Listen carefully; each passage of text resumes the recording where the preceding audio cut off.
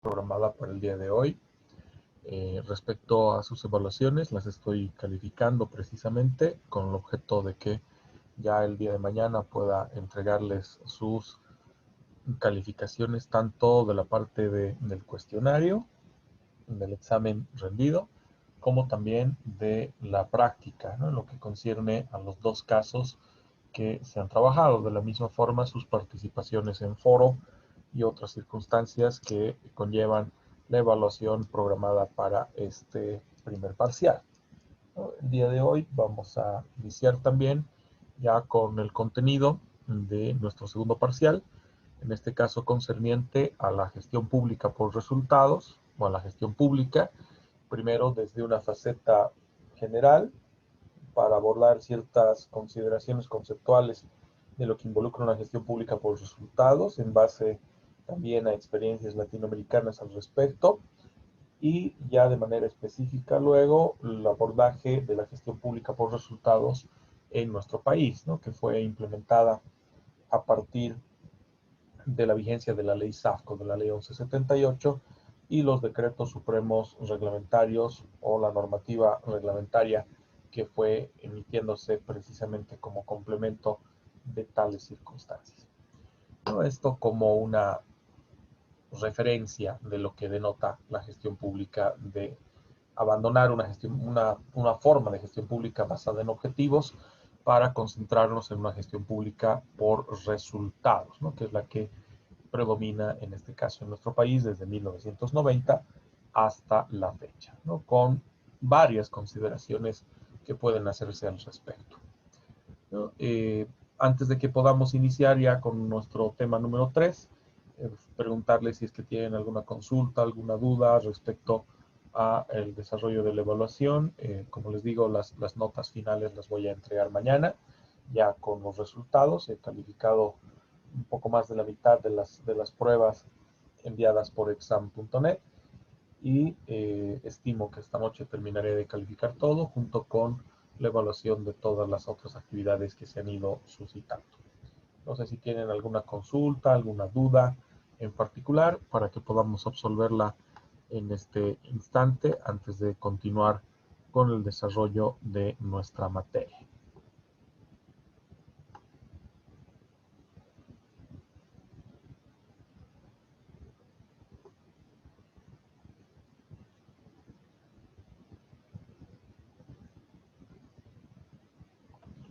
Vale, si no hubiera entonces dudas o consultas, como les digo, ya hasta mañana voy a entregarles todas sus notas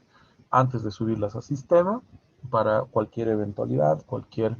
consideración que pudiera haber, ¿no? Tanto de la evaluación teórica como de las evaluaciones prácticas, así como las efectuadas con relación a su participación en los foros en plataforma. El día de hoy además vamos a tener dos tipos de trabajo. Uno relacionado primero a un criterio conceptual de lo que debemos entender por gestión pública por resultados, qué es en realidad la gestión pública por resultados, las particularidades que debemos anotar en ella. Otra segunda etapa que ya va a involucrar la revisión de un contenido que se los he habilitado por plataforma UPB, tanto esta presentación como también la consigna de trabajo que le iniciaríamos hoy día en cuanto a su revisión, y ya participaríamos en el foro habilitado para el efecto, ni bien terminemos esta primera etapa teórica, y el abordaje, ¿no?, de lo que denota la gestión por resultados en nuestro país, para constatar si esta tiene posibilidad de operativizarse o no, o si ya merece algún tipo de revisión o actualización desde su vigencia operada en 1990. Comencemos en ese sentido, entonces, entendiendo qué aspectos connotan a la gestión pública por resultados.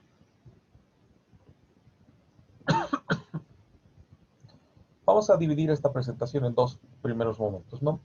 Uno, el crisis, o la crisis, mejor dicho, del modelo clásico de gestión pública que estuvo imperante no solo en Bolivia, sino en Latinoamérica en particular, hasta finales de los 80s, motivado por muchos factores que vamos a conversar en unos instantes, y el advenimiento de una nueva forma de gerencia pública o de regentar los aspectos que conllevan a la administración del Estado, definiendo cuáles son sus principales aspectos y las perspectivas críticas en su abordaje, ¿no? En lo que concierne a su abordaje por parte de los diferentes países que integran esta línea o esta corriente de una gestión por resultados o una gestión basada en resultados. El modelo burocrático tradicional, o por lo menos el modelo burocrático que hemos estado revisando hasta el tema anterior, sobre todo en la posición de Weber, que luego vamos a refrendar nuevamente haciendo una comparación respecto a los cambios operados en ese modelo con relación a una gestión por resultados,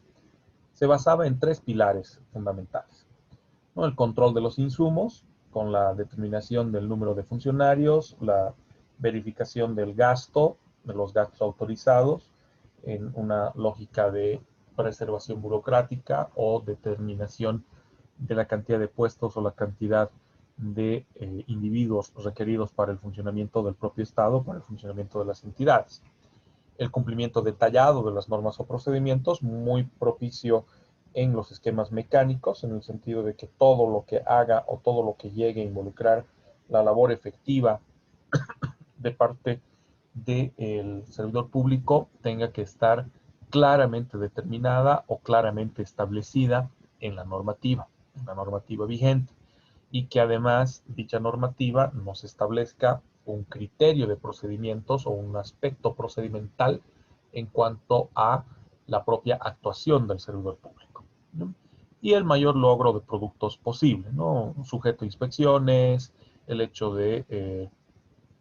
la atención de las necesidades, eventualmente la cobertura de necesidades de vivienda y otros aspectos que siempre involucran a las funciones propias del Estado, ¿no? En un modelo burocrático tradicional como era el que presentaba Weber en su postulado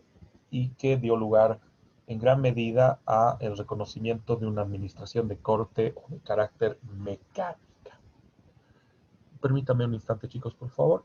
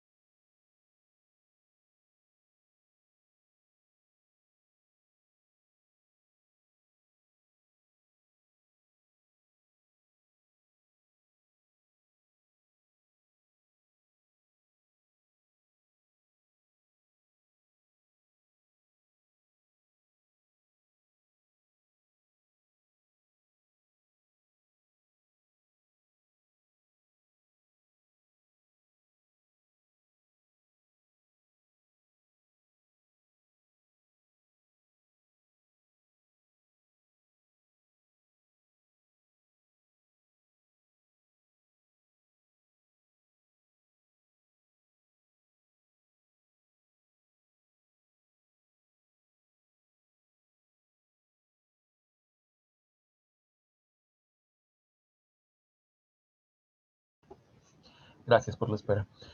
Como les decía, este tema de la gestión burocrática o la gestión mecánica tradicional plasmada por Weber y que también ha sido o es todavía implementada o aplicada en nuestro país, porque en nuestro país hablamos de una suerte de simbiosis entre un modelo burocrático tradicional, el modelo mecánico o mecanicista de Weber y de Fayol y de Taylor, que también se conjuga con un enfoque sistémico o un enfoque más integrado o integral, que mal que bien ha dado buenos resultados todavía, en esa lógica de una gestión por resultados, ¿no? El hecho de que no se persiga simplemente el cumplimiento de una serie de metas u objetivos, sino la verificación de las circunstancias que vienen aparejadas a dichos objetivos. En este caso, además, cuando entendemos al modelo de gestión burocrática tradicional al que se pretende superar o se pretende actualizar por medio de un enfoque de gestión por resultados, parte de la premisa de la propia crisis de los estados que obliga a revisar ese paradigma burocrático, sobre todo en América Latina. 4 factores son los que desencadenaron esta crisis o que ahondaron en gran medida la crisis y también la necesidad de replantear la manera en la que las administraciones públicas en nuestro país se van efectivizando. Y no solamente en Bolivia, sino también en el resto de los países en Latinoamérica. Empezamos con el tema de las reformas del Consenso de Washington, en una lógica de democratización y demanda social, circunstancias que también han estado aparejadas al desarrollo de nuestro país, sobre todo en las reformas propiciadas en la gestión pública a partir de 1985, ¿no? Que dejemos de lado una economía estatizada o una fuerte presencia del Estado en el aparato productivo y el aparato económico del país para dar lugar a una suerte de incremento de una economía de escala, de una economía de mercado y el fomento de la privatización o el fomento del sector privado, paralelo a una apertura comercial como resultado también de la globalización que afecta positiva y negativamente a la mayor parte de los países de la región, algunos de ellos en una lógica propicia y otros todavía enfrascados en sus consideraciones y luchas internas, como por ejemplo la diferencia de lo que acontece con el Brasil, como que podemos manejar como una referencia interesante dentro de la gestión pública regional, ya que las políticas centradas en el continente, que son todavía efectivizadas por la mayor parte de los países de la región, en el caso del Brasil, cobra un tamiz muy, pero muy particular, porque se sabe, o reconocen ellos mismos, que su posibilidad de crecimiento al interior del continente ya es una circunstancia ineludible, ¿no? Y la mirada que ponen hacia un derrotero de corte internacional e incluso global es lo que ha puesto la nota determinante en los últimos 20 o más años en la gestión pública brasileña. No, no por nada es de notar la participación en bloques de integración, como el caso BRICS de Brasil, Rusia, China, India y Sudáfrica, que integran un bloque de cooperación económica y de integración en términos políticos, económico-financieros y comerciales, que se puede demostrar o que se puede evidenciar respecto a la administración pública brasileña, ¿no? En una suerte de apertura comercial bajo esquemas de globalización que les permita un desarrollo cada vez más amplio. Aparte también la inflación crónica, que en el caso boliviano realmente ha sido desesperante entre 1982 y 1985, una de las peores hiperinflaciones de Latinoamérica y entre las peores hiperinflaciones del mundo, solo hoy superada a nivel Latinoamérica por la hiperinflación evidente en Venezuela, que incide directamente en los factores demográficos, ¿no? La diferencia entre el grupo poblacional con eh, superávit versus el grupo poblacional que se encuentra ya dentro de los umbrales de pobreza. Tanto es así que en el caso boliviano, por lo menos en lo que va de los últimos 20 a 25 años, se ha establecido una nueva categoría inclusive de los umbrales de pobreza y de la determinación de pobreza a nivel internacional, o estándares internacionales, porque los indicadores que se manejan a nivel global ya no resultan ser los propicios para hacer referencia a los niveles de pobreza en nuestro país. Un indicador, por ejemplo, es el ingreso per cápita, así como también la de cantidad de dólares empleados por la persona para su subsistencia diaria, ¿no? En el sentido de que hay personas que subsisten con menos de con $1 al día o $2 al día, ¿no? Que esa era un poco la referencia que se manejaba hasta hace unos 20, 25 años en nuestro país. Cuando a la fecha todavía podemos hablar de una categoría más baja, en la cual se denota la existencia de individuos en nuestro país que subsisten con menos de $0,25 al día, ¿no? Habiendo obligado inclusive a una determinación de un estándar distinto, una referencia de diagnóstico distinta en relación a la cantidad de ingreso y el destino de este para subsistencia dentro de nuestro país, ¿no? Sobre todo en regiones del norte de La Paz y de zonas alejadas o periurbanas, donde se evidencia todavía la presencia de población que subsiste con menos de $1 al día, ¿no? Con menos de $0,25 al día. Así como también esquemas en los cuales todavía sigue predominando el trueque, ¿no? Hay regiones todavía en nuestro país donde el papel moneda o el poder adquisitivo de la moneda significa nada. O sea, no tiene una relación directa, no tiene una relación en cuanto a determinación de valor, porque se sigue utilizando un esquema de trueque para el intercambio, para la determinación del intercambio. Obviamente nos referimos a poblaciones intermedias o poblaciones alejadas de centros urbanos, donde la presencia de Estado es prácticamente nula, o en el mejor de los casos, en relación al mandato constitucional y el reconocimiento de usos y costumbres, se tiene una representación estatal a través de corregidores y subcorregidores que hacen alusión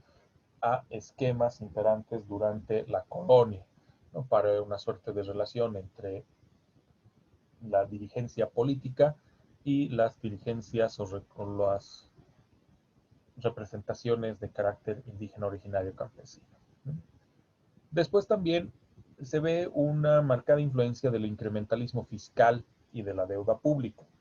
¿no? En el sentido de que los estados, no solo bolivianos, sino en general en Latinoamérica entre las décadas de los 50 a los 70 o 80, predominaron un crecimiento exacerbado de su deuda pública, generalmente interna, no solamente externa, y una exacerbada presencia de Estado, ¿no? Lo que denotaba también un gasto fiscal elevado o un gasto fiscal excesivo que en gran medida comprometía los intereses de la propia población y ergo del Estado. Todos estos factores que han convivido o que han coexistido en la mayor parte de los países de América Latina, con inventadas y raras excepciones, como el caso de Venezuela durante el periodo de pacto fijo, del punto de pacto fijo, que se propiciaba entre los años 20 y los años 80, 90, inicios de los 90 en la región, cuando la mayor parte de los países latinoamericanos se debatían en esquemas totalitarios o esquemas de dictadura, pues Venezuela vivía uno de los periodos de democracia más amplios o más significativos de la región y que en gran medida pues tenía concitaba la atención de parte de todo el continente respecto a tal circunstancia, ¿no? Una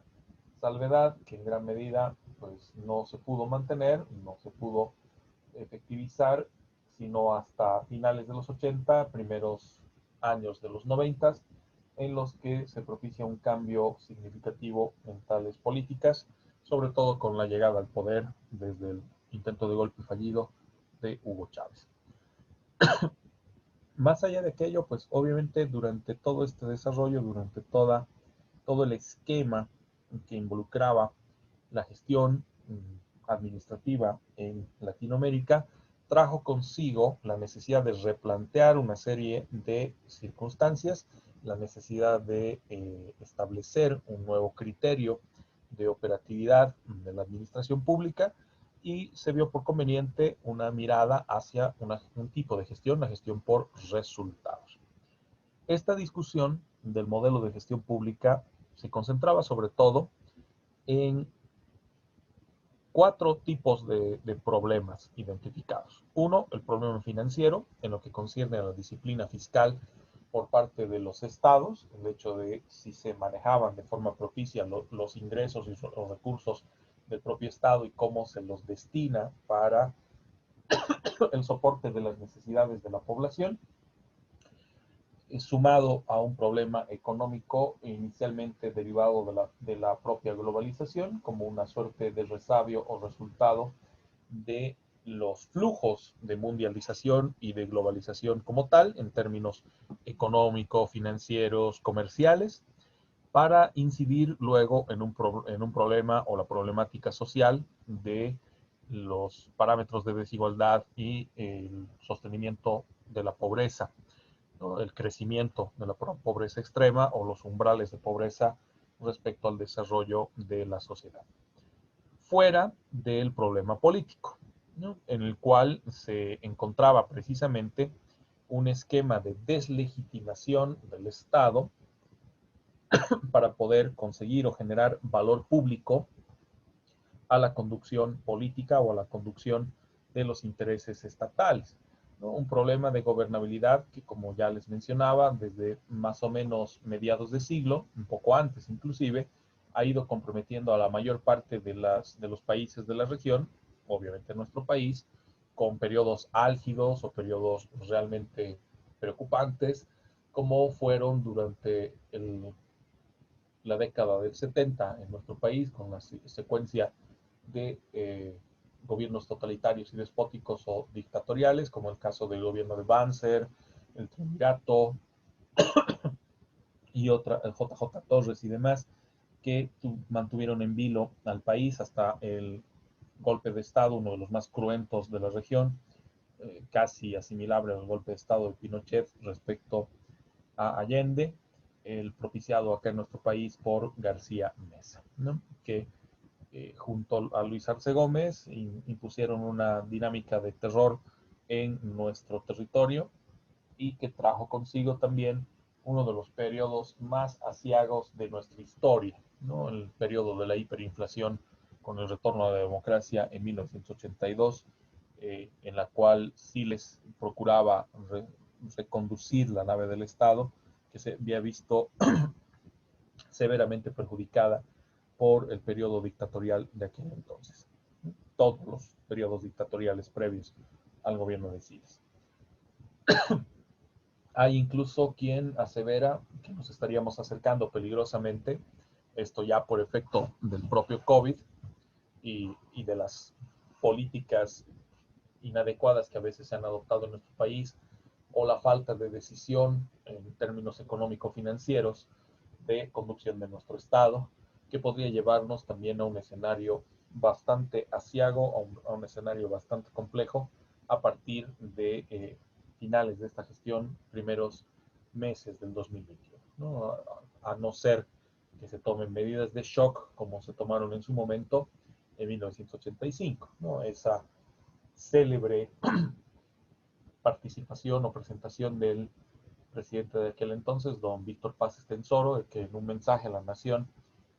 iniciaba precisamente el mismo con una frase lapidaria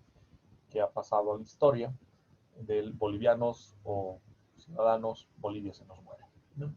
Que justificó en su momento la adopción de una medida de shock. Ahí entra precisamente el reconocimiento del consenso de Washington y las medidas de los Chicago Boys, como comúnmente se denominaba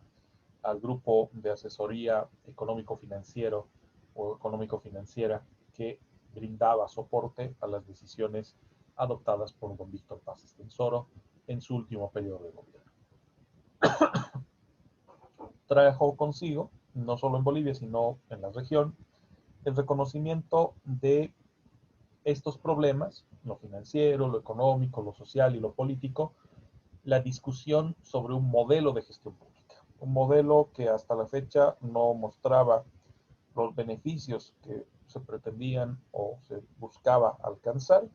y que motivaba también a un replanteo del propio sistema, un replanteo de la conducción de este para la generación de beneficio o utilidad a la población en su conjunto. A partir de a partir de esa experiencia, de la suerte de problemas identificados y muchos otros más que podríamos estar toda la noche incluso refiriéndonos a ellos, surge un nuevo concepto de gerencia pública, ¿no? Desde diferentes postulados, desde diferentes formas de entenderlo, pero resumidas todas ellas a ese intento de trasladar una forma o una cultura organizacional orientada hacia los resultados, que de una u otra manera se evidenciaba o se evidencia todavía en las administraciones privadas y que pueda influenciar también al sector público mediante reformas estructurales en la gestión. Obviamente ya involucra un cambio trascendental en lo que concierne a la forma en la cual las administraciones públicas se fueron estructurando y desarrollándose a lo largo de los últimos 20, 30 o 40 años antes de las reformas estructurales, en el caso boliviano, operadas a partir de 1985, y que dieron como resultado el advenimiento de una nueva faceta de gestión pública que se ha terminado imponiendo desde 1990 a la fecha, con marcadas consideraciones políticas todavía, en las que vamos a apreciar un poco más adelante, así como también con un contenido técnico que a la fecha, a pesar de ser uno de carácter mecanicista, muy todavía influenciado por la tesis de la burocracia de Weber, la burocracia clásica, pues ha demostrado ser mínimamente eficaz, ¿no? Y en algunos casos inclusive hasta eficiente. ¿Cuáles son los pilares para el sostén de la gestión pública en esta nueva forma de gerenciamiento público o de gerencia de los intereses estatales? Primero, la medición de resultados, ¿no? El hecho de que la gestión pública ya no puede estar aparejada a una determinación de objetivos y metas que se siguen planteando, pero lo que interesa respecto a estas, respecto a las metas o los objetivos, es medir los resultados, medir las consecuencias de haber alcanzado dichos objetivos o haber cumplido dichos objetivos y haber alcanzado las metas propuestas, ya que eventualmente puede darse la situación de que a pesar de que se ha alcanzado una meta o se ha cumplido un objetivo, hemos generado un resultado negativo o no se ha generado ningún tipo de resultado, lo que denota que ha habido una movilización de capitales, una suerte de desgaste de los recursos sin que se haya propiciado un aspecto positivo, ¿no? Por eso es que se tienen que incluir dimensiones cualitativas de la gestión y no simplemente dimensiones cuantitativas en cuanto a la medición del gasto, en cuanto a la política fiscal, que eran parte de los pilares elementales o fundamentales del modelo de burocracia clásica de Weber o del modelo mecanicista, y que en el caso de una nueva forma de gestión pública ya debe incorporar también aspectos cualitativos. De la misma forma, a partir de las reformas de 1985, mucho más en otros países que en el nuestro, se opta por una inclusión del sector privado y del sector ciudadano en la participación en la toma de decisiones. El hecho de que los esquemas de tomas de decisión en Bolivia, por lo menos a partir de los inicios de la década del 90, pueda ser un tipo de decisiones o un tipo de participación que se caracterice por un modelo vertical ascendente y no solo por un modelo vertical descendente. Esto bajo la premisa de que se busca que la participación ciudadana respecto a la toma de decisiones surja de los niveles más bajos. Y ahí es donde hablamos, por ejemplo, de las organizaciones territoriales de base, que en el caso boliviano se fundamentan a partir de la Ley de Participación Popular de 1994, sumada obviamente a otras disposiciones legales en vigencia, que permiten que las OTBs o las organizaciones territoriales de base presenten sus requerimientos, sus necesidades a los gobiernos municipales, a los municipios,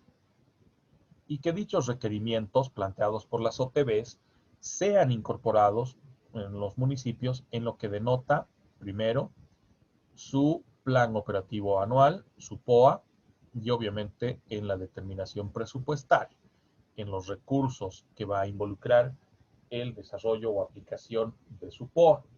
para que el presupuesto municipal, sumado al presupuesto de carácter departamental, bajo la misma premisa, la determinación de su POA, la determinación de su presupuesto, se pueda integrar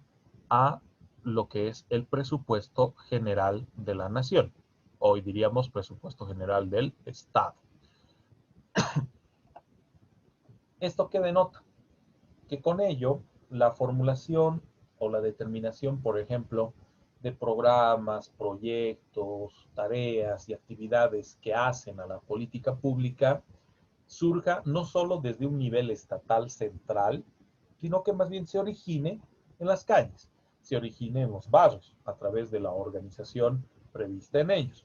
Sobre todo la base fundamental del trabajo de las juntas de vecinos o de las organizaciones territoriales de base, que fueron implementadas mediante la Ley de Participación Popular.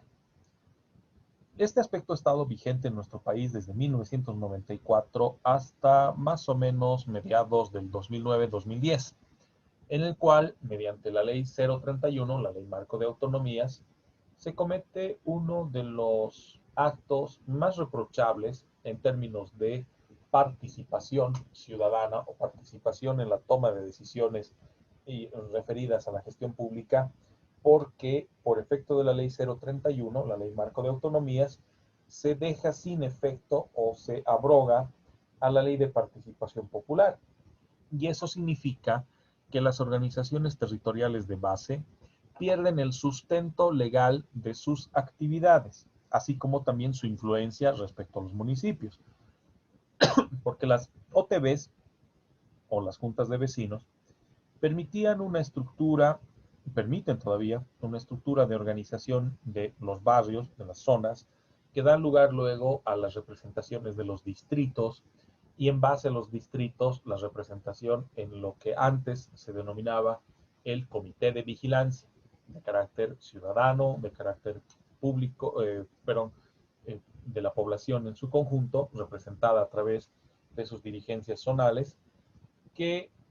fiscalizaba o tenía por labor fundamental la de fiscalizar y supervisar el cumplimiento de las actividades municipales, sobre todo en la formulación y efectivización del POA, del Plan Operativo Anual.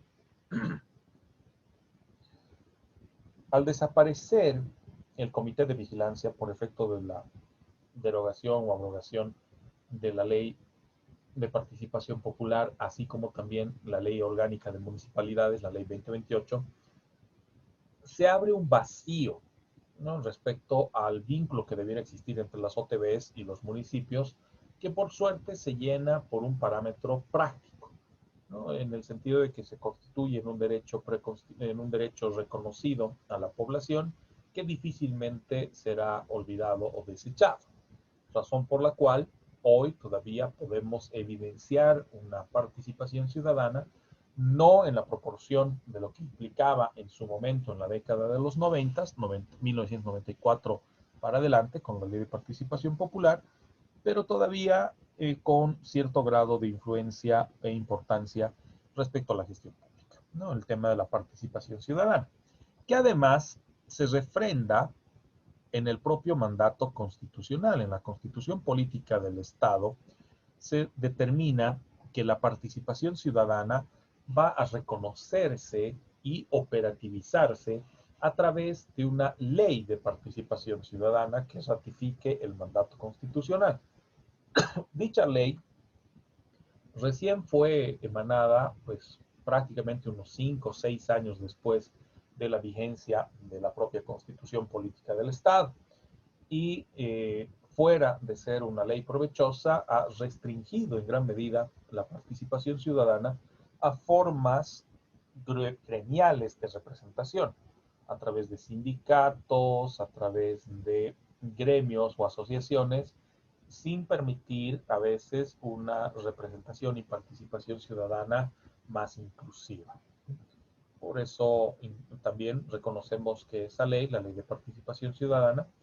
tiene un enfoque más político antes que realmente de participación o apertura a la población. Ni qué decir en los criterios de transparencia, que siempre han sido los aspectos más delicados o el punto más conflictivo de la administración pública boliviana, ¿no? Y del resto de la región, ¿no? Con mentadas y raras excepciones. De la misma forma, otro de los pilares que se impone en este nuevo modelo de gestión pública o de gerencia pública es el hecho de que esos resultados medidos puedan ser evaluados en términos de calidad, cantidad y oportunidad, ¿no? Por parte de la misma ciudadanía y no solo de la labor estatal o de la labor de la administración pública.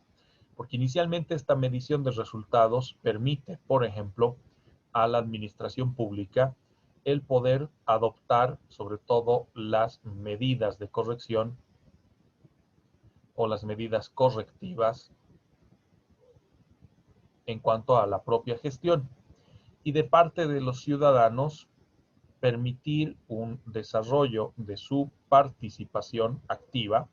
como ciudadanía en la definición de propuestas para ser incluidas en los planes de desarrollo, ¿no? En este caso, sobre todo a la incorporación en los POAs, en los planes operativos anuales, la identificación de bienes y servicios que son requeridos por parte de la ciudadanía, evaluando la calidad, cantidad y oportunidad de aquellos que ya han sido otorgados o generados y la necesidad de aquellos que todavía revisten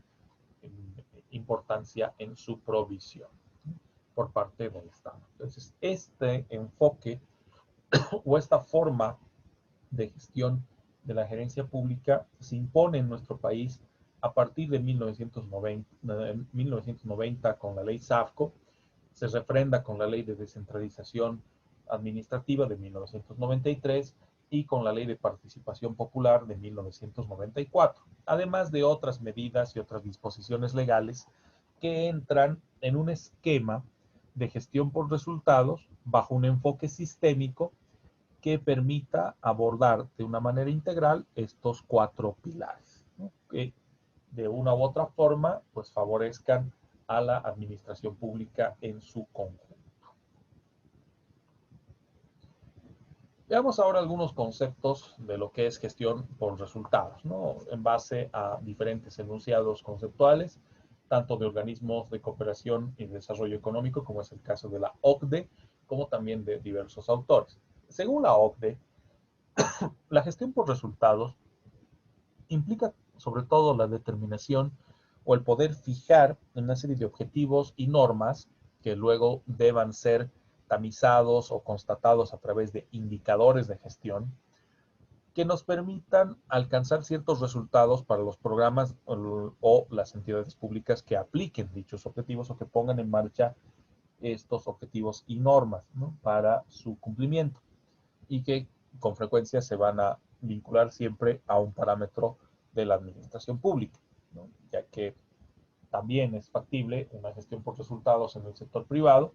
pero en este caso la que nos interesa es la que se efectiviza desde el enfoque público, ya sea con gerentes responsables o directores responsables de programas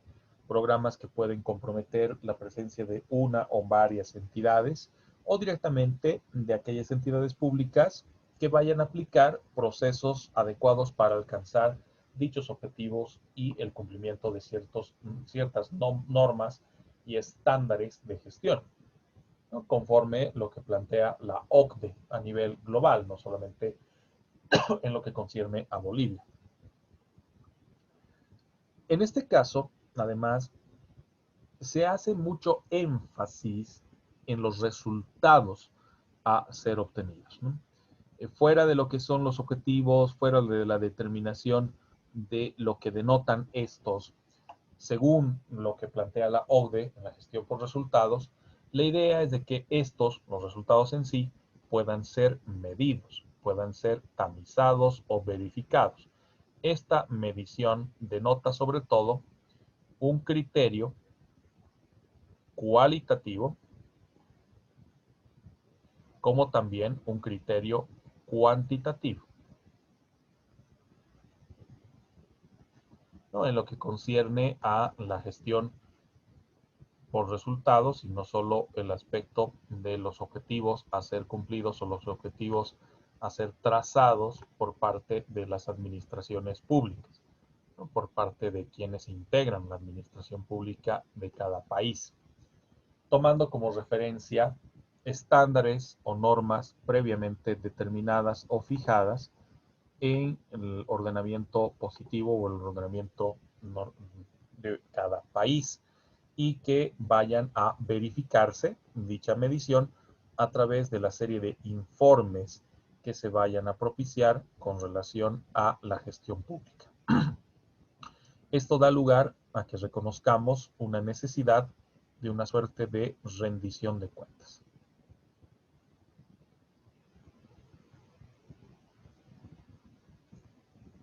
que es uno de los aspectos también primordiales en lo que concierne a la administración pública por resultados o la gestión por resultados. ¿Qué interesa de ello? El nivel del resultado, ¿no? Si es un nivel positivo, si es un nivel negativo, si realmente se está generando algún tipo de beneficio o no para la población con relación a las actuaciones de la administración pública. Razón por la cual los resultados tienen que ir cotejados en base a las decisiones del uso de los recursos para que esos antecedentes, los informes que se generan, pueden servir de base para futuras decisiones sobre los recursos a ser empleados en otros programas o en la misma entidad, o bien los cambios que debieran propiciarse, ya sea en su contenido, el contenido de los programas, el contenido en su diseño,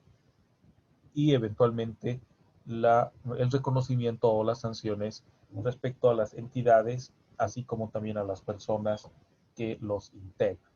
Entonces, este parámetro de resultado se convierte en un indicador o en una serie de indicadores respecto a la propia gestión pública, ¿no? Para verificar o constatar si esta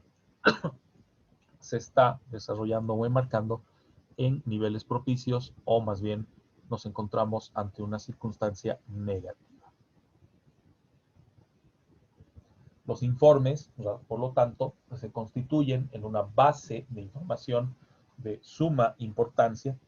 que se presenta también a los órganos de control de manera posterior, así como eventualmente a las comisiones parlamentarias y las auditorías externas, ¿no? Según lo que planteaba la OCDE a finales de la década del 90, de 1997. En el caso boliviano, esto hace alusión directamente a la función ejercitada o las funciones ejercitadas por parte de los siguientes organismos. En este caso, la Contraloría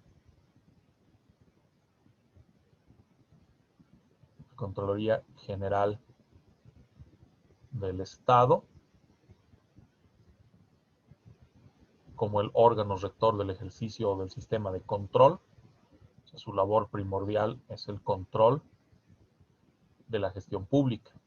¿no? Razón por la cual la información generada como parte del sistema siempre tendrá que ser de conocimiento o tendrá que estar bajo la percepción de la propia Contraloría. Y de manera posterior también se tendrá que dar cumplimiento a la rendición de cuentas ante las comisiones parlamentarias, que en el caso boliviano sería la alusión, por lo menos en 1990, durante la década del 90 y gran parte de la década del 2000, del 2000 al 2010, a lo que denominamos Congreso, lo que hoy sería denominado Asamblea, ¿no? La Asamblea Legislativa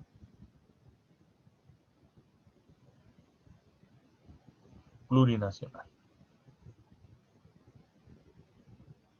que antes era denominada Congreso, ¿no? Congreso de la República. Y en el caso de las auditorías externas, como una suerte de ejercicio de control externo posterior,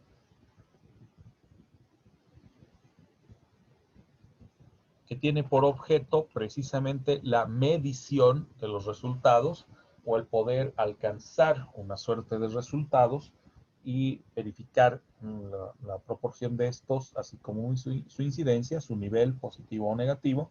respecto a el manejo de los recursos por parte de la administración pública. Esta gestión por resultados busca, sobre todo, ser el referente en cuanto a generación de información para la consiguiente asignación de recursos presupuestarios gestión tras gestión, incorporando una lógica de resultado logrado. Se supone que si un programa responde de manera positiva a los intereses que se han identificado por parte del Estado, pues entonces debiera contar con una asignación presupuestaria acorde a dichos resultados. O bien que se termine desechando o desestimando el desarrollo de un programa, el desarrollo de un proyecto o incluso las labores a ser ejercitadas por una entidad pública cuando se denota que los resultados obtenidos son deficitarios o sencillamente todos los resultados son de carácter negativo. Siguiendo esa misma línea, Sápico nos plantea, respecto a la gestión por resultados, la posibilidad de la incorporación de una cultura de resultados y una mayor competencia en el ejercicio de la gestión, en el entendido de que si bien la administración pública no compite con nadie, pues termina compitiendo contra sí misma, en el sentido de que cada vez se procure mejorar la provisión de servicios o la entrega de bienes a favor de la población, razón por la cual resulta imperativo en las gestiones públicas la definición de objetivos estratégicos que se reflejen en los denominados PIs, en los planes estratégicos institucionales,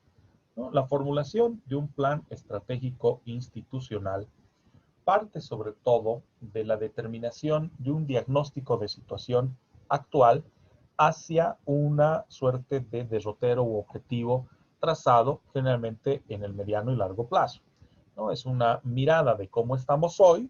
y cómo queremos estar de aquí a 5 años, 10 años, 20 años, etcétera, ¿no? En una planificación estratégica mediano y largo plazo.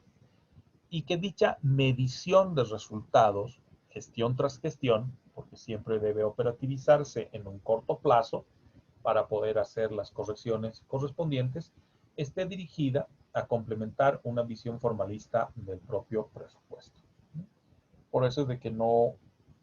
se suele hablar de presupuestos que vayan a superar a un año, sino presupuestos que gestión tras gestión vayan acompañando el desarrollo de las actividades o la determinación de las actividades, de los proyectos, de las tareas y de los programas a ser implementados o verificados en el desarrollo de la gestión pública de cada país, ¿no? Y en este caso, de nuestro país. Este esquema actualmente se ha visto también reforzado y de alguna manera incrementado por determinación de la Ley 777, que hace alusión al Sistema de Planificación Integral del Estado Plurinacional, el SPIE, donde se menciona, por ejemplo, las diferentes facetas de planificación y cómo dicha planificación tiene que estar orientada sobre todo a la gestión por resultados, ¿no? Que todavía se impone en nuestro país. Se especuló bastante cuando se promulgaba la ley 777, meses, años antes, porque se manejaba una hipótesis por parte de personeros de gobierno, así como también analistas externos al propio gobierno, de que existía la intención de modificar la estructura de una gestión por resultados operada en 1990 con la ley SAFCO para ingresar nuevamente a una gestión por objetivos, o sea, volver a un esquema de gestión por objetivos, porque también, entre comillas, respondía a una nueva faceta de presencia del Estado, ¿no? Que no deja, o que ya no pretendía por lo menos dejar en manos del sector privado el desarrollo y el crecimiento del país, sino que gran parte se encuentre concentrado en la propia actividad estatal, ¿no? Por lo menos es el manejo discursivo que se tenía a finales del 2008-2009 con la nueva constitución y que parecía iba a propiciarse un cambio en la gestión pública boliviana, sobre todo con la modificación de la ley SAFCO, que estuvo vigente y sigue vigente desde 1990 hasta la fecha. Por suerte, esto fue simplemente un tema discursivo, no llegó a propiciarse, sobre todo bajo el entendido de que más allá de las consideraciones positivas o negativas que podrían tenerse con relación a este aspecto, se denotaba la salvedad de que la función pública, o por lo menos la labor ejercitada dentro de la función pública, sigue siendo altamente efectiva hasta la fecha, ¿no? En lo que concierne sobre todo a la gestión por resultados, ¿no? Que no se ha abandonado, o por lo menos no se ha modificado hasta la fecha. Circunstancia que de mantenerse, pues denotaría en gran medida un reconocimiento de que las previsiones establecidas en la ley SAFCO han sido pues propicias, o han sido lo suficientemente propicias como para mantenerse todavía invariables con el tiempo. Es evidente de que a la fecha ya denota una necesidad de replantear ciertos aspectos en lo que concierne a la administración pública boliviana, ¿no? O por lo menos el enfoque de dicha administración. Pero, pues por ahora, lo que sigue predominando es todavía un enfoque de gestión por resultados que no ha sido, pues, modificado hasta el momento, ¿no? Restará ver cómo se operativiza de aquí en lo sucesivo con una nueva gestión de gobierno, ¿no? Que es lo que determine el gobierno electo después de las últimas elecciones, para ver si mantenemos el criterio de lo establecido en la normativa nacional desde 1990, o si ya se denota o se incorpora algún tipo de modificación en particular respecto a la administración pública en nuestro país, ¿no? Respecto a lo que concierne a la administración pública. Habrá que verificar, habrá que ver en qué termina todavía esa opción una vez que tengamos los resultados de las siguientes elecciones, donde se esclarecerá sobre todo este aspecto de manera puntual, ¿no? El hecho de si mantenemos todavía un esquema relacionado a la administración pública nacional basada en una gestión por resultados, o si volvemos a una gestión por objetivos como ya se manifestaba durante gran parte de la década pasada, entre el 2000 y el 2000, entre el periodo de gobierno del 2000 al 2010 y también del 2010 al 2020, ¿no? Respecto a lo que se llegaba a manifestar en las esferas gubernamentales.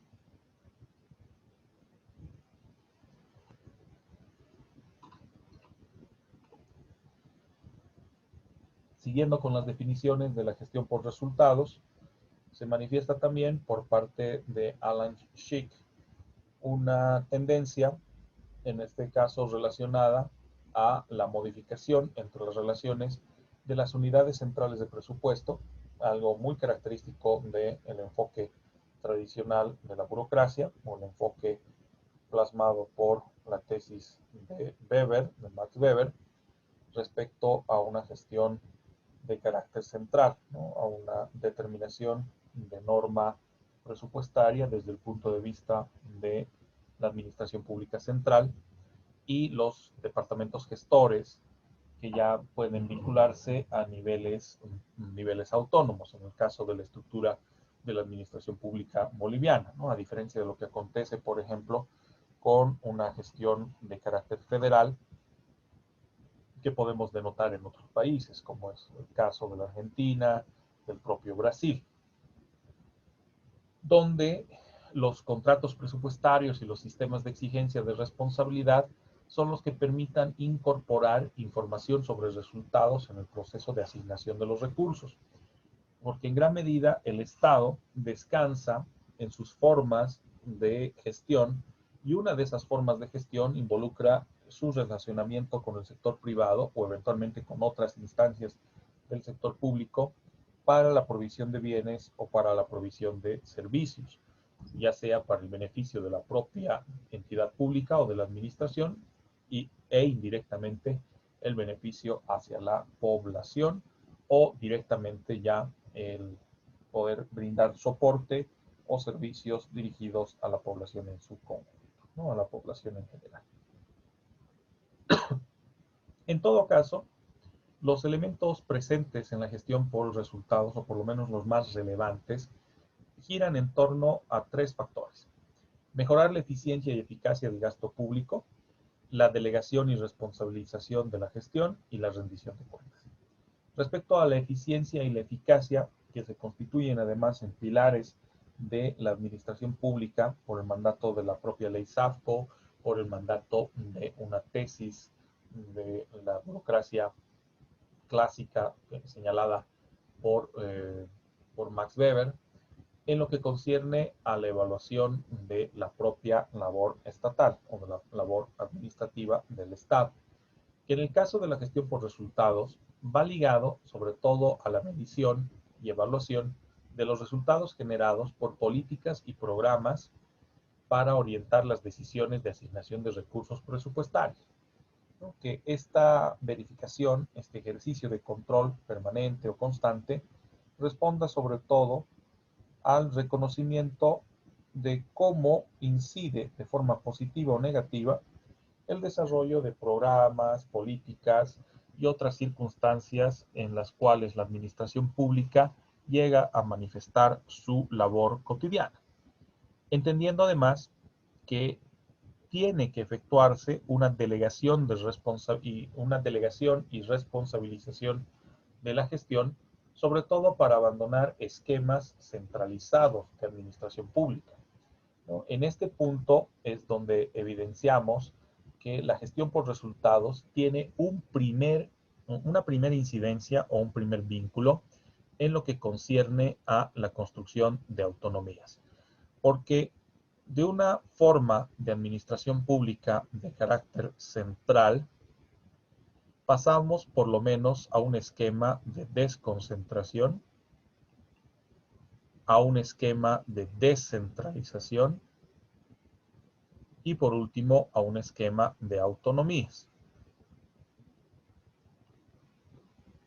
por lo menos en lo que concierne al caso boliviano, porque si nos referimos a otros países, hablaríamos también de un esquema federal, ¿no? De una forma de organización de la administración pública bajo una estructura federal. Dicha delegación, desde una administración pública central hacia un esquema desconcentrado, hacia un esquema descentralizado y hacia un esquema de autonomías, responde también a la necesidad de asumir responsabilidades en cuanto a la determinación de objetivos, metas, indicadores, la medición de desempeño o los contratos de desempeño respecto a la labor de la administración pública, ¿no? Que no solamente sea circunscrito o circunscrita a la labor de la administración central, sino también se extiendan hoy a el ejercicio de las autonomías municipal, departamental, regional e indígena originario campesino. Esto respecto a el crecimiento y desarrollo de la propia administración pública en términos presupuestarios, así como también en el reconocimiento de sus obligaciones respecto a las responsabilidades que se le denotan por mandato normativo y por exigencia de la propia población, lo que en última instancia da lugar a la necesidad de una rendición de cuentas. De nada serviría una gestión por resultados si no tenemos esta adecuada rendición de cuentas, la que lamentablemente en el lapso de los últimos 10 a 15 años de gobierno, casi 15 años, 14 y pico del gobierno del MAS, se ha lamentablemente abandonado un esquema de rendición de cuentas propicio, ya que fuera de ser una actividad que debiera contar con una participación mayoritaria o por lo menos procurar alcanzar a la mayor cantidad de la población, pues se resume a una suerte de informe plagado de cifras donde alcaldes, gobernadores o eventualmente pues, representaciones indígenas, cuando así ocurra, porque ni siquiera es mandatorio para ellas, decidan rendir cuentas de sus actos.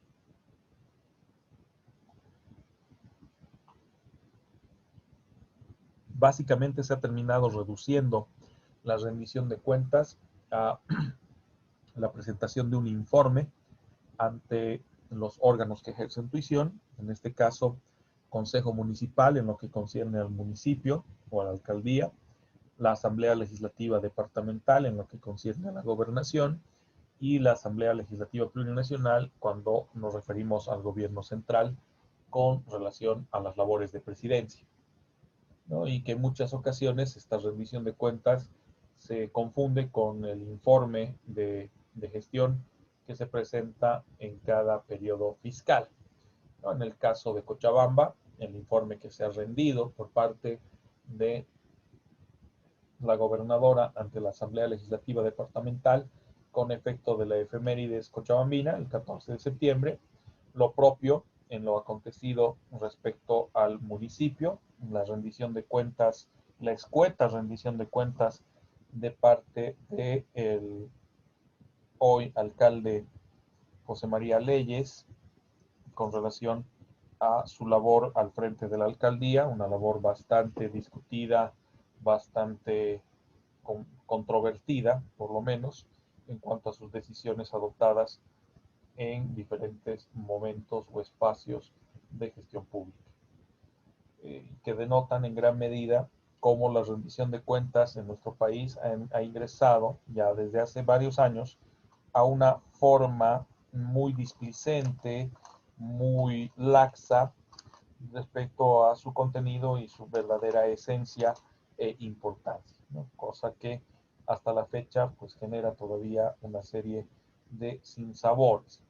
Sin ir lejos, ¿no? Si en este momento consultaríamos el estado real de la administración pública en Cochabamba, lo más probable es de que la respuesta sea un interrogante cada vez más grande o una incertidumbre cada vez mayor por la falta de rendición de cuentas o una inadecuada rendición de cuentas de parte de los directos responsables, ¿no? Por lo menos de las dos autoridades principales en el caso de la ciudad de Cochabamba y el departamento de Cochabamba.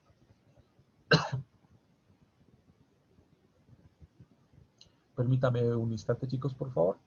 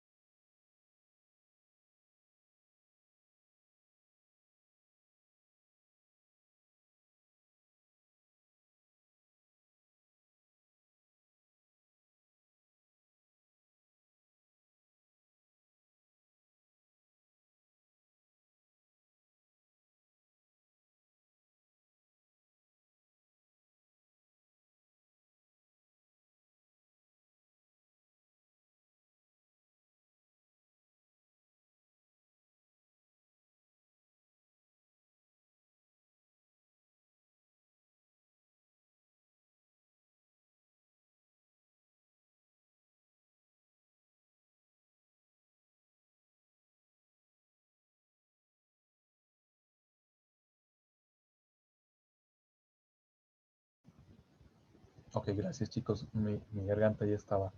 bastante seca. Este tema de la rendición de cuentas, que además permite una lógica cíclica, porque al rendir cuentas respecto a los programas, proyectos y la propia labor de la administración pública, se permite también dar transparencia al manejo eficiente o ineficiente, eficaz o ineficaz de la propia administración pública, ¿no? Y que repercutirá eventualmente en la delegación y responsabilización respecto a la gestión, ¿no? Que se asuma realmente la responsabilidad como corresponde por parte de los involucrados en la gestión pública. Esto a su vez va a incidir de manera positiva o negativa en una serie de características de una gestión estratégica resultante de un enfoque de una gestión por resultados. Primero, con la identificación de niveles concretos que además sean responsables del logro de metas, ya sean a nivel nacional, departamental, municipal, regional, indígena, originario, campesino, y al interior de estos también la determinación de sus unidades o departamentos específicos. Por ejemplo, qué hace cada departamento o cada unidad dentro de la estructura que ya abordábamos desde un enfoque burocrático, la estructura de cada ente, ¿no? Por decir la alcaldía, la gobernación, los ministerios y otras. Sobre todo, ver cómo aporta cada uno de los servidores públicos dentro del esquema o de la organización administrativa para alcanzar los propósitos o metas que se hubieran trazado respecto a los resultados medidos anteriormente y los resultados que se pretendan generar de manera posterior. Esto favorece también, desde una postura de gestión estratégica, a la identificación de los objetivos, metas e indicadores, además, para saber si estamos alcanzando realmente un objetivo y con los resultados que se esperan, los resultados planificados, o si sencillamente existen desviaciones en cuanto a su desarrollo. De esta manera, por medio de procesos de planificación estratégica que son determinados en la práctica y también de manera normativa en base a las disposiciones en vigencia, concretamente la Ley 777 y las normas básicas de los sistemas de administración y control vinculados a la aplicación de dicha norma, procurando alinear las prioridades por parte de los entes estatales a una suerte de lineamiento central, así como también a una determinación de orden regional, departamental, municipal, indígena y que corresponda para nivel sectorial. Y de esta manera asignar los recursos de forma propicia, de manera eficaz o eficiente,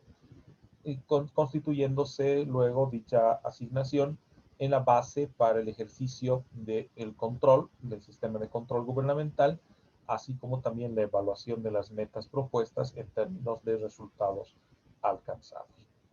Todo este aspecto o todos estos factores se constituyen, por lo tanto, en una nueva faceta de la administración pública que en el caso boliviano fue adoptada por efecto de la Ley 1178 en 1990 y se ha ido refrendando a través de diferentes instrumentos normativos, pasando por la Ley de Descentralización, la Ley de Participación Popular, la Ley de Propiedad y Crédito Popular, así como también otros parámetros normativos que de una u otra manera nos establecieron el criterio de estructura formal que debíamos o que tendríamos que anotar en la administración pública boliviana. De la misma forma, también se denota la necesidad de sistemas de control de gestión internos, relacionados en este caso a la responsabilización que exigimos de parte de los servidores públicos con relación al cumplimiento de metas, el cumplimiento de sus objetivos y eventualmente la retroalimentación para su toma de decisiones, ¿no? Bajo el sentido de que si se identifican errores cometidos o errores que podrían estar plenamente identificados en lo que hace a la administración pública, pues se tenga esta salvedad de la corrección correspondiente, ¿no? Para evitar profundizar en dichos errores o reiterarlos para las consecuencias negativas que ello involucraría. Estos sistemas de control de gestión internos, en el caso boliviano, han sido implementados por efecto de la Ley 1178 como norma base del sistema de administración y control en lo que concierne a las normas básicas que ya comenzábamos a utilizar. En este caso, la norma básica del SPO, del SOA y después los otros sistemas que también implementaremos o verificaremos a través de evaluaciones prácticas para este segundo parcial y también para el final. Luego, la determinación de los incentivos, entendiendo que la administración pública, cuando demuestra un desempeño adecuado, debiera dar lugar al reconocimiento a sus servidores públicos, a las personas que integran la administración, mediante la otorgación de incentivos psicosociales o de orden económico, ¿no? Entendiendo que no solamente debiera propiciarse un reconocimiento en términos monetarios, sino también de un reconocimiento por la adecuada labor o destreza desempeñada en la función pública. Asimismo, la necesidad de reducir la excesiva rigidez que denotábamos en la administración pública clásica o burocrática de Weber con la teoría mecanicista para brindar cierta autonomía en la gestión de acuerdo a los compromisos de desempeño o los convenios de desempeño de los propios servidores públicos con relación a su labor, ¿no? Entendiendo que una entidad estatal o una entidad pública es el reflejo del compromiso de los servidores públicos que le integran o es el reflejo del cumplimiento de las labores y de la propia gestión administrativa. Entendiendo que esto además termina vinculándose al presupuesto institucional con miras al cumplimiento de sus objetivos previamente planificados o determinados en lo que hace a su planificación estratégica institucional y su efectivización u operativización en un plano pragmático. Es así que si entendemos a la gestión por resultados con relación a un manejo presupuestario resultante de esta, el presupuesto como tal debe ser concebido como un instrumento que va más allá de una política fiscal, de una política de asignación de recursos, sino que va a ligarse, por ejemplo, a una serie de funciones que les reconoce la gestión por resultados, en lo que concierne, por ejemplo, a una eficiencia macroeconómica relacionada a su política fiscal,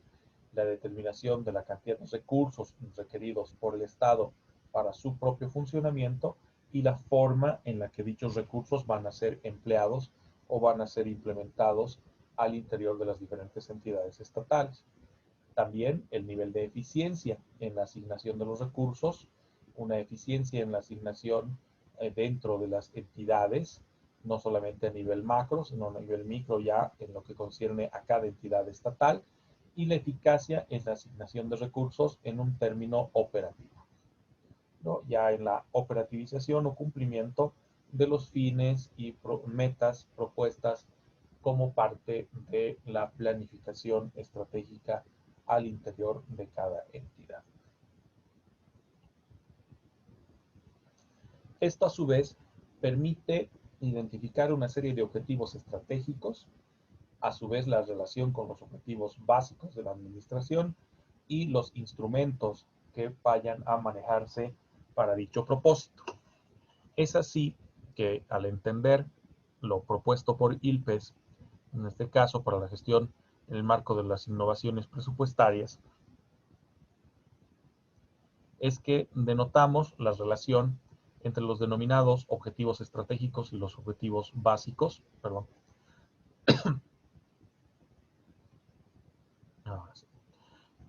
En lo concerniente, en este caso, a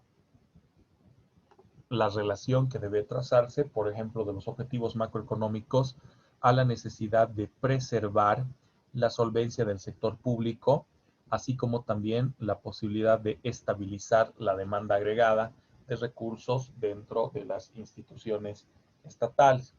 teniendo como instrumentos para alcanzar dichos objetivos estratégicos y a su vez de manera intermedia los objetivos básicos, un marco de programación plurianual, ¿no? Que va a efectivizarse gestión tras gestión a través de la determinación de su POA sumado a la determinación presupuestaria. Por otra parte, la evaluación de riesgos fiscales, ¿no? Las variaciones en cuanto a la captación de recursos y su destino o empleo que pueden propiciarse tanto por factores internos como externos a la propia administración pública, ¿no? En una suerte de manejo previsional y una gestión o evaluación de riesgos en lo que concierne a la distribución de recursos para alcanzar objetivos básicos y objetivos macroeconómicos, entendiendo que los objetivos básicos giran en torno a un esquema de corto plazo y los objetivos estratégicos en un esquema de mediano y largo plazo. En lo que concierne a la definición de políticas públicas con miras a convertirse en políticas estatales, buscan sobre todo su relación con una eficiencia distributiva del gasto y de los recursos y la asignación correspondiente de estos acorde a las prioridades gubernamentales, que se expresan en este caso en el presupuesto general del Estado, y que como instrumentos dan lugar a la medición de resultados como tal y a la evaluación de programas, sobre todo con el objetivo de verificar el desarrollo de estos o sencillamente desestimarlos al medir los resultados que se van obteniendo en el momento de su operativización, ¿no? Sobre todo para darle continuidad o bien desechar ciertos programas, proyectos o políticas en sí cuando se demuestre que los objetivos alcanzados no resultan estar dentro de un rango positivo. Y esto a su vez permite definir un objetivo estratégico de desempeño operacional y de responsabilidad o accountability, de acuerdo al término en inglés, que hace alusión a la respuesta por parte de los mismos funcionarios que integran o servidores públicos que integran la administración pública, procurando como objetivo básico en el corto plazo la maximización de la relación costo-efectividad, así como también la propia participación ciudadana, ¿no? En el primer caso, relacionado a la propia actuación de los servidores públicos, y en el segundo caso, la apertura y la responsabilidad ante la ciudadanía, que además también es partícipe de la toma de decisiones, o por lo menos debiera ser partícipe en la toma de decisiones al interior de la administración, teniendo como instrumentos de medición los indicadores de desempeño en lo que concierne a la labor de los servidores públicos, los convenios de gestión gestados por los mismos servidores públicos dentro de la entidad y eventualmente en una suerte de reconocimiento de su responsabilidad frente a la sociedad civilmente organizada o la población en su conjunto. Es de manifestar en el caso de la administración pública boliviana que más o menos a mediados del 2012, 2014, perdón, se gestó la ley 492 de los acuerdos gubernativos de gestión, acuerdos y convenios gubernativos de gestión. Pero la razón por la cual se gesta esta ley, la ley 492, que parecía ir un poco en la lógica de instrumentalización de esta gestión por resultados, sobre todo en los cambios presupuestarios,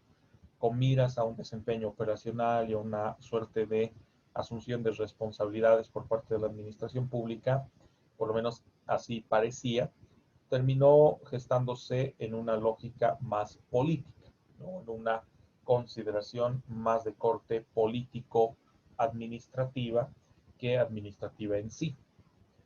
Voy a explicarles un poquito al respecto cuál la incidencia de la ley 492. Las razones por las cuales se propició o se propiciaba esta relación con la administración pública o con el desarrollo de la administración pública para justificar a la ley 492 se daba sobre todo por una suerte de quiebre institucional que se había identificado a nivel de ministerios. Esto sobre todo porque entre el 2010 hasta el 2014 había una suerte de ruptura al interior de los ministerios en lo que concierne a la figura de autoridad de los propios ministros y ministras con relación a sus viceministerios, que también se pudo evidenciar en el periodo anterior, en estos 2015, o perdón, 2005, 2006 al 2010. ¿Qué implicaba? Pareciera que los viceministerios se encontraban desconectados de las determinaciones de nivel superior ejercitadas por los ministros, a quienes les reconocemos la calidad de máxima autoridad ejecutiva, y por ende con la posibilidad de ejercer competencias sobre los viceministerios. En otras palabras, imponer una cierta categoría de orden basada en su jerarquía, ¿no? En el entendido de que los ministros o ministras pues ordenan a los viceministros y no al revés. Pero ¿qué se fue propiciando? Por un lado, la suerte de necesidad de los viceministros o viceministras de acceder a cargos superiores, ya sea en defecto de sus propios ministros o ministras, lo que propició durante este periodo, 2010-2014, por ejemplo, en el caso del Ministerio de Gobierno, que el ex viceministro del régimen interior termine básicamente yendo en contra de las propias determinaciones de su propio ministro, ¿no? Del ministro del régimen o ministro de gobierno. Y de esa manera, pues, terminen reemplazando en los cargos a sus propios ministros, lo que demostró un quiebre institucional y una ruptura en el orden político, bajo la premisa de que los ministros, al ser colaboradores directos del presidente, pues gozan de su confianza y a su vez los viceministros debieran gozar de la confianza de los ministros para su designación. Pero cada vez se iba separando o distanciando más esta relación entre ministros y viceministros, casi en general, no solo en el Ministerio de Gobierno, no solo en el Ministerio de la Presidencia, donde se evidenció con mayor frecuencia. Y la decisión adoptada por el Estado fue la promulgación de la Ley 492 de Acuerdos Gubernativos de Gestión, acuerdos y convenios. Se plasmaron dos tipos de medidas en esta ley. Uno, la adopción de acuerdos y otra, la adopción de convenios. Los acuerdos tenían una connotación más externa y se operativizaban en una relación de nivel central o de ámbito central de la administración pública versus niveles subnacionales. Estos acuerdos, por lo tanto, eran suscritos entre presidencia, nivel central, frente a gobernadores, alcaldes y rectores, en lo que concierne a la administración pública de las universidades. Y también una suerte de acuerdos, entre comillas, suscritos entre presidencia y las diferentes carteras ministeriales, los ministerios, representadas obviamente por los ministros, quienes a su vez suscribían en su condición de MAES, en su condición de máximas autoridades ejecutivas, suscribían convenios gubernativos de gestión, entendiendo que la MAE de cada una de esas entidades, cada una de los ministerios sobre todo, suscriban convenios de gestión con su personal de segundo y de tercer grado. Nos referimos a viceministros y también directores generales dentro de la estructura de cada ministerio. Ahora, parecía una instancia administrativa interesante, en el sentido de que exista una coordinación entre las decisiones adoptadas por la máxima autoridad ejecutiva como funcionario de primer grado con relación a sus funcionarios de segundo y tercer grado, y a la vez una suerte de retorno o retroalimentación de lo propuesto o planteado por los funcionarios de segundo y de tercer grado hacia nivel superior. Pero en la práctica, lo que realmente llegó a suceder o lo que realmente llegó a efectivizarse con estos convenios gubernativos de gestión fue el hecho de que las máximas autoridades ejecutivas procuren establecer un criterio uniforme y único al interior de sus entidades y que vaya a ser ejercitado por los funcionarios de segundo y tercer grado sin posibilidad de retorno. O sea, que las decisiones se tomen a nivel superior, como MAE, y que el resto de la entidad, segundo, tercer, cuarto, quinto, sexto, hasta el octavo grado, simplemente cumpla. Supuestamente se extendía hasta el octavo grado, pero la intención era establecer nuevamente esa idea de orden, esa circunstancia de orden y ese hecho de refrendar un parámetro de jerarquía reconocida en la MAE, en la máxima autoridad ejecutiva, como funcionario de primer grado, con relación a los funcionarios de segundo grado y de tercer grado, ¿no? Viceministros y directores, para evitar que el viceministro o los viceministros comiencen a tomar determinaciones dentro de la administración pública separadas de un eje conductor o de una línea de conducción respecto a la propia administración central o la administración al interior de los diferentes ministerios, como ya había lamentablemente ocurrido en reiteradas ocasiones por parte del Ministerio de Gobierno, el Ministerio de la Presidencia y eventualmente otras carteras ministeriales. Lo que denotaba esas facciones o pugnas de poder, por eso lo de la ruptura político-partidaria o la ruptura política, que al interior del MAS, sobre todo entre el periodo 2010-2014, nos hizo visualizar o nos permitió visualizar una singularidad del reconocimiento de ciertos niveles en lo que concierne a la administración pública pensada o propiciada en el esquema del MAS,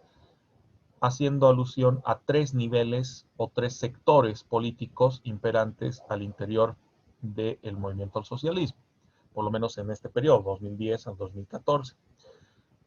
Uno del ala dura o ala radical del socialismo o del movimiento al socialismo, el ala indigenista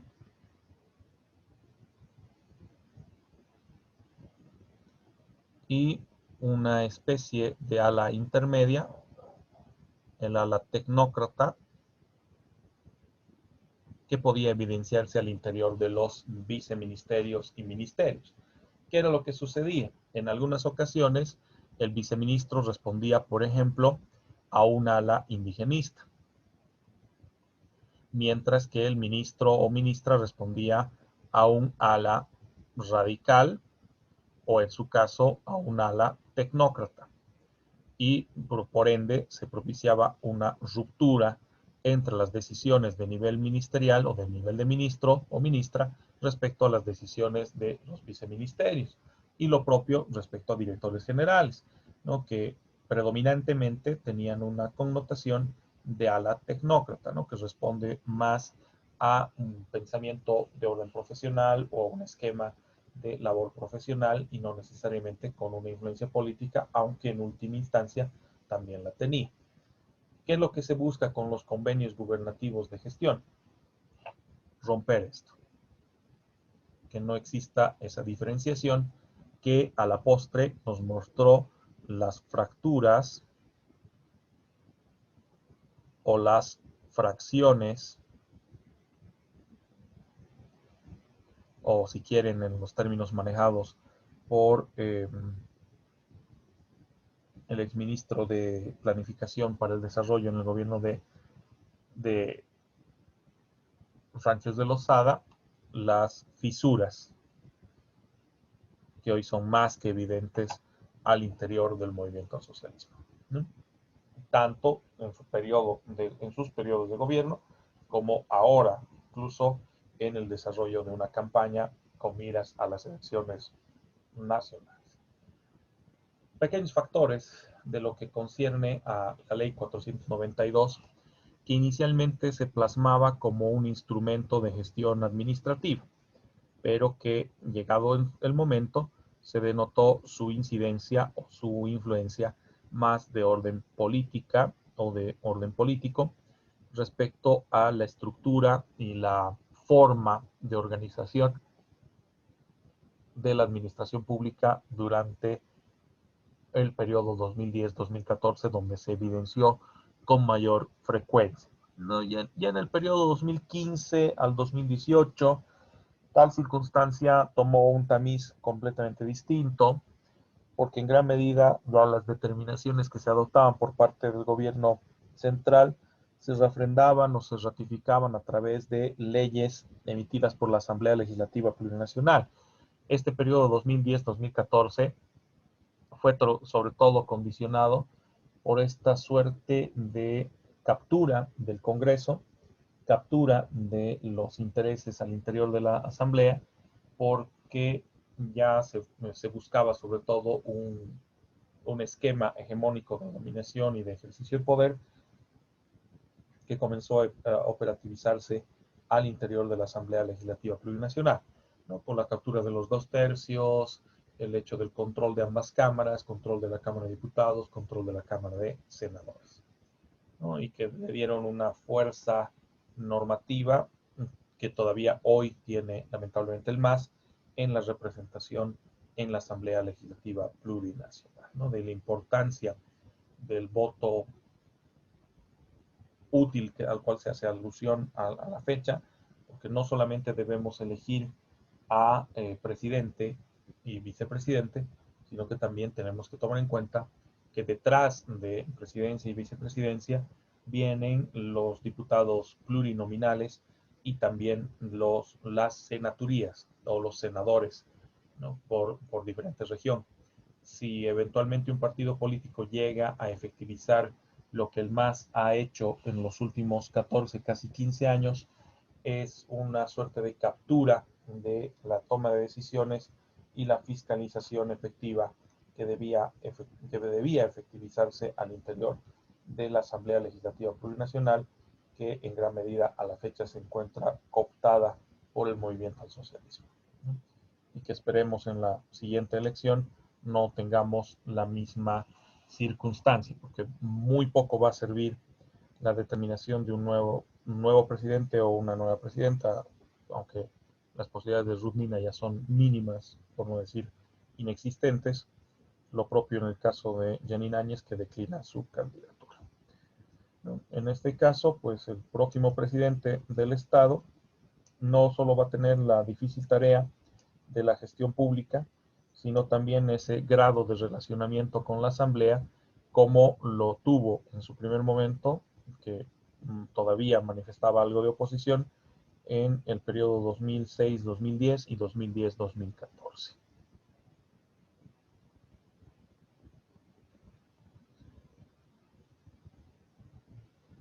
Por eso la referencia a ese instrumento de los convenios de gestión, que inicialmente se plasmaba como una circunstancia llamativa y a la vez propicia,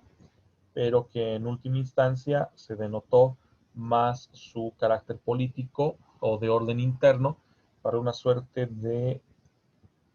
minimizar las fracturas o facciones al interior del propio movimiento al socialismo, y que la posición asumida por los viceministros siempre vaya acorde a los lineamientos de los ministerios o de los propios ministros al interior de la administración pública boliviana, ¿no? Entonces, inicialmente la ley 492 se plasmaba como un instrumento normativo llamativo, por lo menos en una lógica de gestión por resultados, pero después se pudo evidenciar que su única función o su único propósito era un poco establecer una línea de actuación por parte del propio gobierno central, ¿no? Para evitar la ruptura entre niveles superiores, ministerios, respecto a niveles inferiores o de jerarquía inferior a través de viceministerios y direcciones nacionales. Luego también entramos a un periodo de evaluación y de institucionalización de la propia gestión por resultados,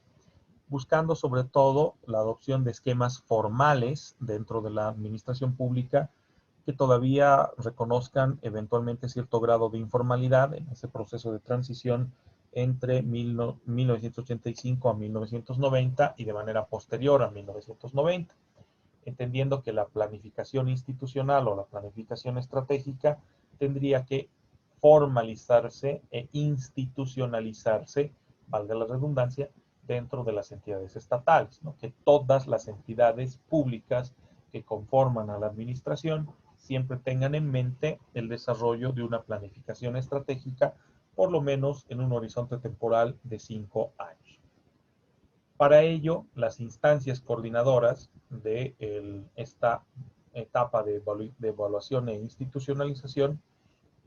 debieran ser los ministerios rectores o los órganos rectores de los procesos de planificación y de definición presupuestaria, razón por la cual se integran los ministerios de finanzas, en el caso boliviano, inicialmente el Ministerio de Hacienda, hoy denominado Ministerio de Economía y Finanzas Públicas, y el Ministerio de Planificación, en aquel entonces, en 1990, el Ministerio de Planeamiento, hoy denominado Ministerio de Planificación para el Desarrollo. De la misma forma, la incidencia de la propia presidencia del Estado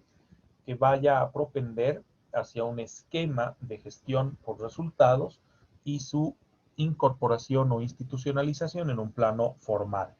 además del ejercicio de control efectivizado por la Contraloría. A eso se suma que estos entes y niveles involucrados, responsables en la administración, se evidencien o se identifiquen a nivel de presidencia, volviendo a un rango jerárquico mayor, a nivel de ministerios y también de instituciones ejecutoras o de carácter operativo, ¿no? Entendiendo que la administración pública todavía descansa en un esquema mecanicista, vertical y descendente, como planteaba en su momento Max Weber en lo que concierne a la burocracia tradicional.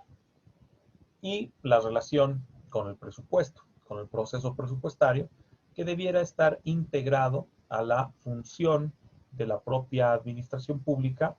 con el pilar de la transparencia, la participación ciudadana, de la incorporación de dimensiones cualitativas y no solo cuantitativas, así como también la rendición de cuentas exigida como el criterio de transparencia, ¿no? Para que el proceso de elaboración presupuestaria no sea algo vertical descendente, que se tomen decisiones solo de nivel superior y que estas sí o sí tengan que ser aplicadas o implementadas, sino que también permita una suerte de coordinación con niveles inferiores dentro de las propias entidades, así como también con la propia ciudadanía. Vemos cómo la ley 492, fuera de favorecer a esta relación con un proceso presupuestario, volvía a un esquema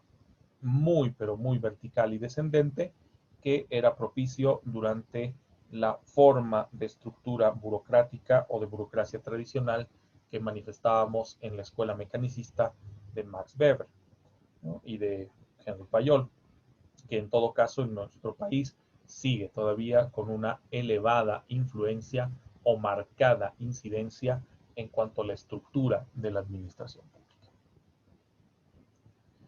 Esto a su vez también da lugar a la verificación de si se llevan a cabo las auditorías de control,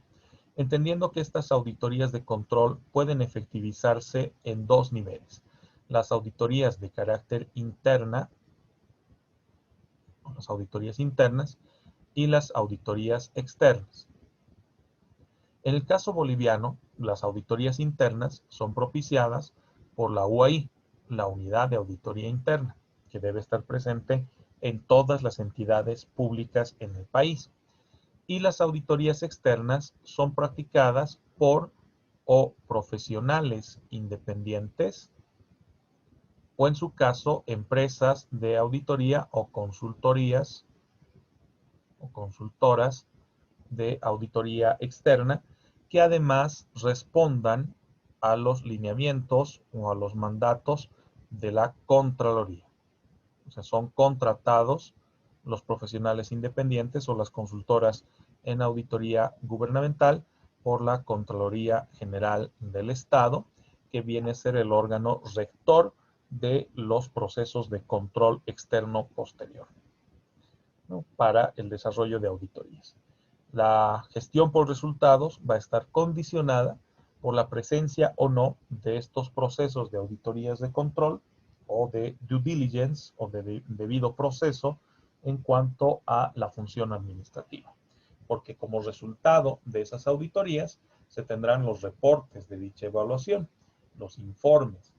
elaborados ya sea por auditoría interna, la UAI, o los informes y papeles de trabajo de las auditorías externas, los que deberán ser puestos a conocimiento del Congreso, hoy Asamblea,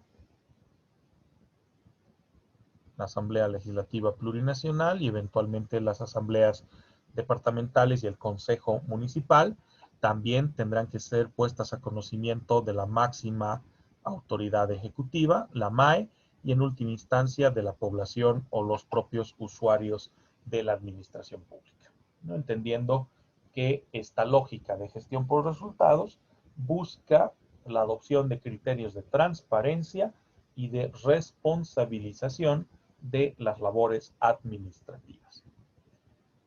procurando que con ello se promueva un grado de integración con el proceso de elaboración de políticas públicas, sobre todo que la participación sea tanto interna como también de carácter externo. En lo interno, bueno, en plano de la participación interna, en lo que concierne a la propia entidad, con la participación activa de todos los servidores públicos que la integran. Y desde el punto de vista externo, tanto en su relación con otros órganos de la administración pública, como también su vinculación con la propia ciudadanía.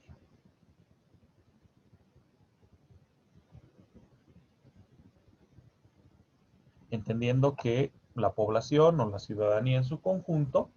pueda y deba eventualmente participar en la elaboración o determinación de las políticas públicas a ser implementadas o aplicadas dentro de la función estatal. Esto permitirá que el nivel de participación, sea en la evaluación, sea en el proceso de elaboración, puedan acceder a los resultados o a la información fidedigna y transparente de los resultados generados con la administración, para que desde un punto de vista integral y holístico se favorezca a el cumplimiento de una planificación estratégica en lo que concierne al desarrollo, crecimiento y sostén de la administración pública de cada país, ¿no?, en este caso de nuestro país. Este tipo de circunstancias que se fueron propiciando entre 1980 y 1990, con algunos estadios anteriores y también posteriores, puso de manifiesto ese interrogante, ¿no?, de si realmente la reforma institucional de una gestión por resultados iba a ser viable en América Latina. Entendiendo que el desarrollo de una gestión por resultados no es una circunstancia que puede operativizarse de la noche a la mañana. Requiere un largo plazo de implementación, de acreditación y de complementariedad de otras reformas, de otros cambios en el parámetro legislativo, en la estructura y funcionamiento de los partidos políticos, de la propia administración pública, que debe acomodarse a una gestión basada en resultados y no una gestión por objetivos, y que en gran medida pueda favorecer de manera positiva al diseño de políticas y al diseño de programas públicos. Sobre todo porque en un primer momento parecía inviable tal situación, parecía que no iba a ser asimilada o no podía llegar a ser asimilada de forma propicia en la región. sea, no solamente en Bolivia surgió este debate, sino que este debate se pudo apreciar en el Perú, en Chile, en Argentina, en Uruguay, en el Brasil y así sucesivamente en casi todos los países de habla hispana o por lo menos de régimen latinoamericano, ¿no? Incluyendo el Brasil, obviamente. Este aspecto dio lugar a varios enunciados y varias facetas y particularidades de una gestión por resultados en la región. Sobre todo, procurando identificar las debilidades de la administración pública en términos del desarrollo de sus capacidades orientadas a la gestión por resultados y también la escasa presencia de incentivos para cambiar una lógica de gestión pública, sobre todo en los países en los que se evidenciaba una crisis económico-financiera, como fue el caso de la UDP acá en Bolivia y la hiperinflación entre 1982 y 1985, que pudo extenderse y alargarse casi hasta finales del siglo, ¿no? Con lo que ha sido en su momento los programas de estabilización del el diálogo del 2000 y del jubileo del año 2000. ¿Cuáles eran las dificultades que se identificaron para la implementación de la gestión por resultados? Primero, que es preciso trabajar en las capacidades institucionales, ¿no? Para poderlas fortalecer, tanto presupuestariamente como también en las medidas y ejercicio de control en sus dos facetas, control interno y control externo. El desarrollo de una administración calificada y que no predomine una suerte de desarrollo informal o estructura informal muy sujeta a vaivenes políticos, sociales y hasta culturales, sino más bien en una lógica de méritos y procurando que los cargos directivos o los cargos de alta dirección sean seleccionados o nombrados en base al mérito y no simplemente a la presencia de una ideología dominante de carácter político partidario, que lamentablemente es la que predomina en nuestro país todavía a la fecha. La presencia de un servicio civil meritocrático con el reconocimiento de los niveles de la carrera administrativa y de la función pública. Los sistemas de información que permitan una toma de decisiones y una evaluación de la gestión y de sus resultados de forma propicia, el uso de dicha información para la toma de decisiones, procurando que la información sea clara, oportuna y precisa, y que la ciudadanía, así como también los órganos legislativos o de fiscalización, parlamento, congreso, asamblea, dependiendo las diferentes denominaciones que se manejan en la región, vayan involucrados respecto a el crecimiento y desarrollo de la administración pública, ergo, la satisfacción de los fines y propósitos del propio Estado, ¿no? Como criterios imperativos en cuanto a la implementación de la gestión por resultados en la región. Esto pasaba además por la identificación de una serie de problemas prácticos, sobre todo la transición que se daba de una gestión por resultados versus una gestión por objetivos, ya que no es simplemente un problema de medición,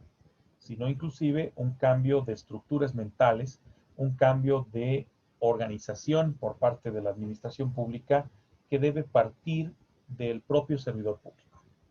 ¿no? Y que en gran medida va a estar sujeto a la evaluación de desempeño y a los impactos que las actividades públicas llegan a generar respecto a la población, respecto al mismo Estado,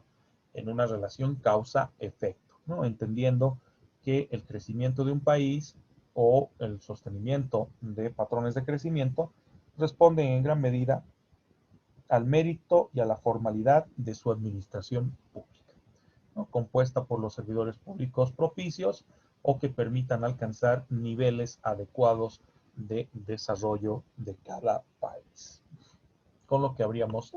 terminado esta primera etapa teórica de la gestión por resultados,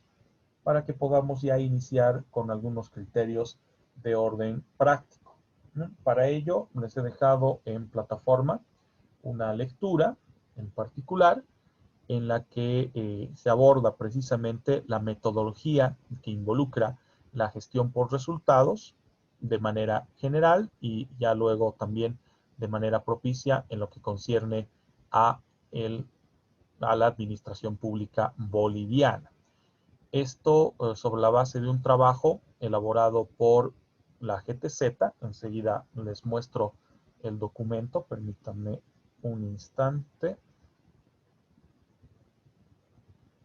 Es este documento el que les he proporcionado a través de plataforma, que es una mirada conceptual, así como también la identificación de los instrumentos metodológicos para una gestión por resultados y para una rendición de cuentas de carácter participativa que se buscaba implementar o que se pretendió implementar en la década de los 90 en nuestro país y que de alguna u otra manera se ha podido operativizar. En este caso, me interesa sobre todo que ustedes puedan acceder a la lectura del capítulo 2 y el capítulo 3. El capítulo 2, que hace alusión a la gestión por resultados, que es la gestión por resultados en nuestro país, que implica la rendición pública de cuentas de las entidades públicas, en lo que el PAPEP y la GTZ habían desarrollado en su momento, como una suerte de comprensión teórica conceptual, y también el abordaje del capítulo 3 sobre el proceso de gestión por resultados y la rendición participativa de cuentas que se planteaba, ¿no? Y que se plantea hoy todavía como un debate inconcluso respecto a la administración pública boliviana, ¿no? Este contenido va de la página 30 del documento hasta la página 45. Voy a mostrarles precisamente hasta qué punto es lo que deben ustedes proceder a la lectura. Es justo la página 44 en realidad, la 45 está en blanco, para abordar todos los criterios de lo que involucra el proceso de gestión por resultados y de rendición de cuentas, como se plasmaba en un primer momento de estructura y organización de la administración pública boliviana. Luego de aquello, les pediría que puedan ingresar al foro. Se va a habilitar el día de mañana, cosa de que entre mañana hasta el día viernes puedan ir participando, respondiendo a una serie de preguntas y lineamientos plasmados en el foro con relación a dicha lectura, ¿no? Para que podamos verificar la comprensión de esta, así como también llevarla a un plano fáctico, a un plano ya operativo en lo que concierne a la administración pública boliviana.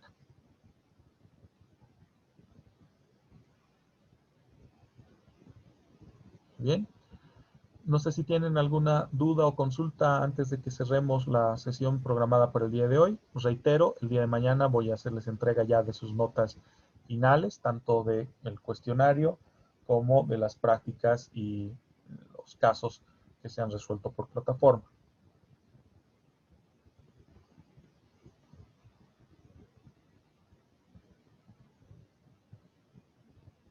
Creo que nada, dice.